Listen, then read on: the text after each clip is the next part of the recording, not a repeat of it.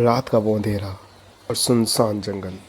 उसी सुनसान जंगल के बीच एक आदमी जो आपके सामने अचानक से प्रकट हो जाए, तो क्या आप उस पर भरोसा कर पाएंगे या आप डर जाएंगे?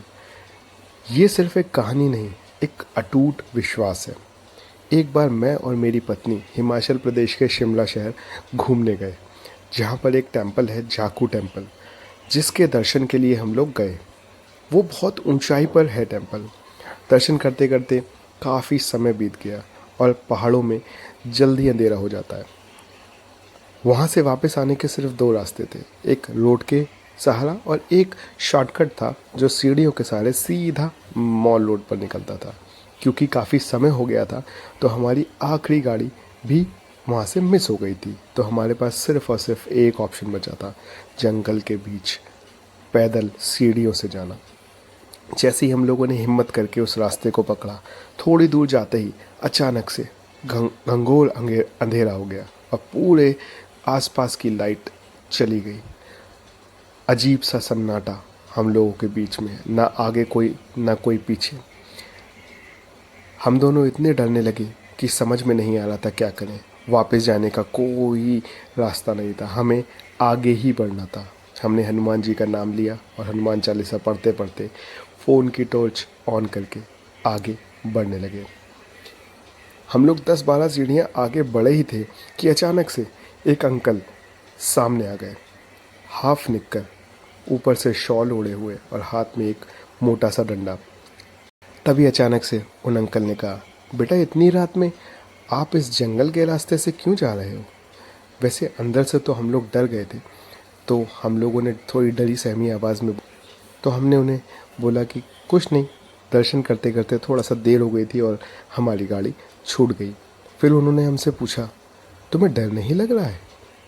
वैसे यकीन मानिए अंदर से तो हम लोग बहुत डरे हुए थे, बट हम लोगों ने बजरंग बली का नाम लेते हुए बोला कि नहीं, डरने की क्या बात है, बजरंग बली तो हमारे साथ ही हैं।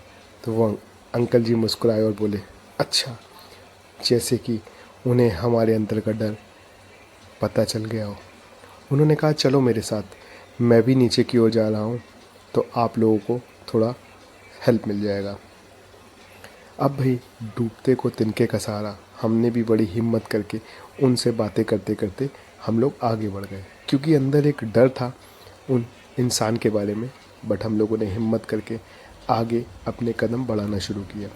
फिर हमने अंकल से पूछा, अंकल आप कहाँ से हैं?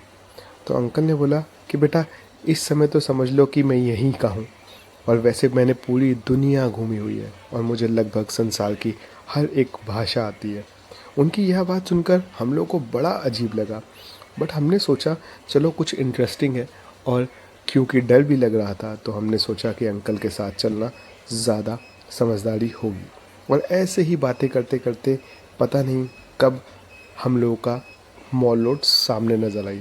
फिर अंकल ने कहा, जाओ बच्चों, अब आप सेफ़ हो और आपकी मंजिल आ चुकी है, हमारी जान में जान आई। हमने सोचा चलते हैं। जैसे ही थोड़ा से आगे बढ़े तो हमने सोचा कि अरे अंकल को थैंक यू बोल देते हैं, उन्होंने हमारा इतना सहयोग किया। और जैसे ही हम लोग पीछे मुड़े तो हम लोगों ने देखा कि अंकल वहाँ है ही नहीं। हम लोग एकदम से सोच में पड़ गए। हम लोगों ने सोचा कि इतनी जल्दी अंकल कहाँ गायब हो गए। फिर जब हम लोग रूम पर वापस आए तो हम लोगों को एक ही बात समझ में आई, जैसे स्वयं बजरंगबली हमारे उस अंधेरे से हमको बाहर निकालने आए थे। तब हमारा विश्वास और भी मजबूत हो गया कि बजरंगबली अपने भक्तों को कभी अकेला नहीं छोड़ते। अगर आप भी मानते हैं कि भगवान मुश्किल में मदद करते हैं तो कमेंट में जय बजरंगबली लिखना मत भूलिएगा। Thank you.